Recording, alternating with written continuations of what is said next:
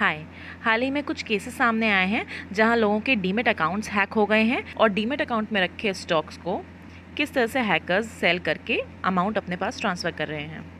अब तक आपने बैंक अकाउंट हैक होने के बारे में सुना होगा, बट अभी कुछ टाइम से डीमैट अकाउंट हैक होने के मामले भी सामने आ रहे हैं। तो चलिए देख लेते हैं ये हैकर्स कौन कौन से तरीक़ों से आपके डीमैट अकाउंट को हैक करते हैं और इनसे आप कैसे खुद को बचा सकते हैं। तो पहला तरीका जो है, उसमें हैकर आपको आपका ब्रोकर या आपके ब्रोकर के ऑफिस से कोई एम्प्लॉय बन के फ़ोन करता है और आपको उसके हैकर होने का शक भी नहीं हो पाता, क्योंकि कुछ ऐप्स ऐसी भी होती हैं जिसके थ्रू कोई भी आपको आपका जानकार बन के कॉल कर सकता है और आपके फ़ोन पे जब वो कॉल आएगा तो आपको ये दिखेगा कि आपकी कॉन्टैक्ट लिस्ट में से ही वो पर्सन आपको कॉल कर रहा है।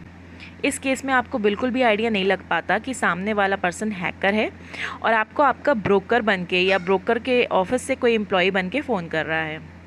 तो इसके बाद वो क्या करते हैं, आपको आपकी बेसिक डिटेल्स जैसे कि नाम, नंबर, ईमेल आईडी, एड्रेस वगैरह बता के कंफर्म कर लेते हैं, आपका भरोसा जीत लेते हैं कि वो आपके ब्रोकर की तरफ से ही कॉल कर रहे हैं। और इतनी सारी डिटेल्स जब वो सही बताते हैं आपके बारे में तो आपको भी भरोसा हो जाता है कॉल आपके ब्रोकर की तरफ से ही है। उसके बाद वो आपसे पूछते हैं कि क्या आपको अपने केवाईसी में कोई डिटेल चेंज करनी है। उस केस में हो सकता है कि आप बोल दें कि हाँ, मेरा ईमेल आईडी चेंज हो चुका है या मेरा एड्रेस या कुछ और डिटेल्स चेंज हो चुकी है जो मुझे अपडेट करानी है। फिर आपकी तरफ से अपडेशन का कंफर्मेशन मिलने के बाद वो आपके अकाउंट में डिटेल्स चेंज करते हैं और आपको बोलते हैं कि आपके पास एक OTP आएगा, आपको वो OTP उनको शेयर करना है। आपको क्योंकि भरोसा हो चुका है, आप उनको OTP दे देते हैं और इसके बाद ही आपका अकाउंट हैक हो जाता है। ये तो एक तरीका है। मान लीजिए आपके पास कॉल आता है और आपकी सारी डिटेल सही है, आपको कोई अपडेशन नहीं कराना है।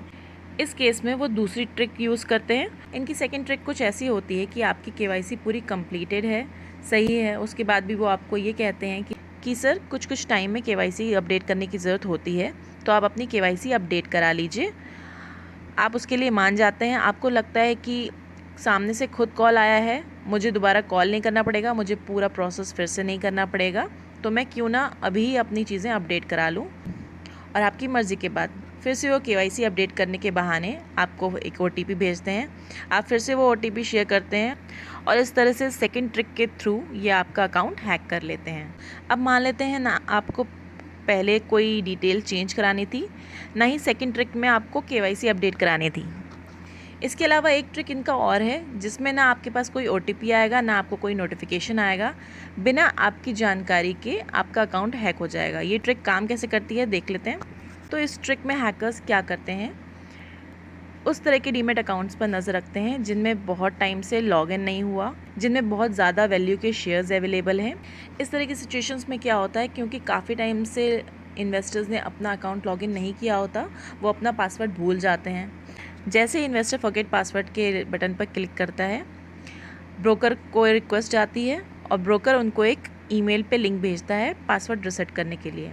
बट हैकर्स यहीं पे अपना काम करते हैं और वो लिंक इन्वेस्टर के पास ना जाके जाता है हैकर के पास।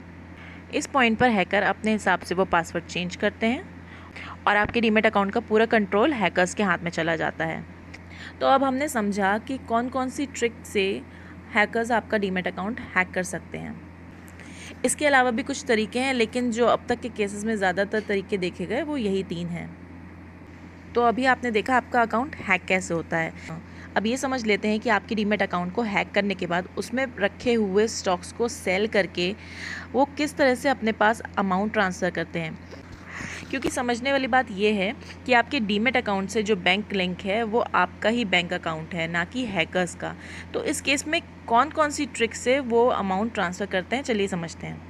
पहले तरीके में वो क्या करते हैं, आपके अकाउंट के स्टॉक्स बेच के उसकी जगह सेम अमाउंट के पेनी स्टॉक्स आपके अकाउंट में ख़रीद लेते हैं। पेनी स्टॉक्स स्क्रैप स्टॉक्स होते हैं जिनमें कोई भी वैल्यू नहीं होती है, ना ही उनका कोई फ्यूचर होता है।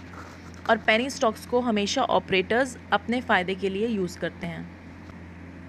तो अब होता यह है कि आपके अकाउंट के अच्छे स्टॉक्स बेच के पेनी स्टॉक्स ख़रीद लिए गए और बेचने वाले ने बहुत हाई वैल्यूएशन पे और बहुत अच्छी खासी क्वांटिटी पे आपको स्टॉक्स बेचे।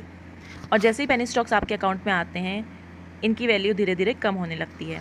जिनको बेचना था उन्होंने अपना स्क्रैप स्टॉक आपको बेच दिया, उसके बदले उनको उनका अमाउंट मिल गया। तो पहले तरीके में इस तरह से आपके अकाउंट में फ्रॉड होता है।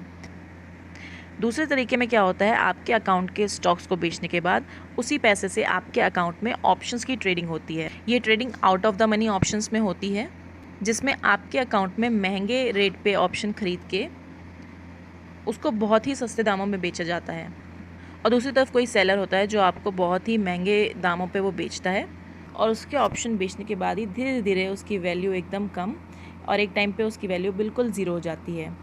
तो ये दूसरा तरीका है जिसमें आपके अकाउंट के स्टॉक्स का पैसा सामने वाले के पास ट्रांसफ़र होता है। तीसरा तरीका ये देखा गया है कि वो आपके डीमैट अकाउंट से लिंक्ड बैंक की डिटेल्स ही चेंज कर देते हैं और स्टॉक्स बेचने के बाद उसका अमाउंट सीधा अपने अकाउंट में ट्रांसफ़र कर लेते हैं। तो आपने देखा आपके अकाउंट को किस तरह से हैक करने के बाद वो अमाउंट अपने पास ट्रांसफ़र करते हैं। कुछ केसेस में इन्वेस्टर्स को पता भी नहीं चलता कि उनके साथ फ्रॉड हो चुका है, और जब तक उनको पता चलता है काफ़ी देर हो चुकी होती है। तो इससे बचने के तरीके क्या हैं? Be smart, be active and be safe. अपना OTP किसी से शेयर ना करें, अकाउंट को हमेशा एक्टिव रखें, और उसके बाद भी अगर आपके साथ ऐसा कोई फ्रॉड हो जाता है तो उस केस में अपने ब्रोकर, सेबी और एक्सचेंज, इन सभी को तुरंत इन्फॉर्म करें। आई होप आपको ये वीडियो पसंद आया हो। Like, share, follow and subscribe. Thank you.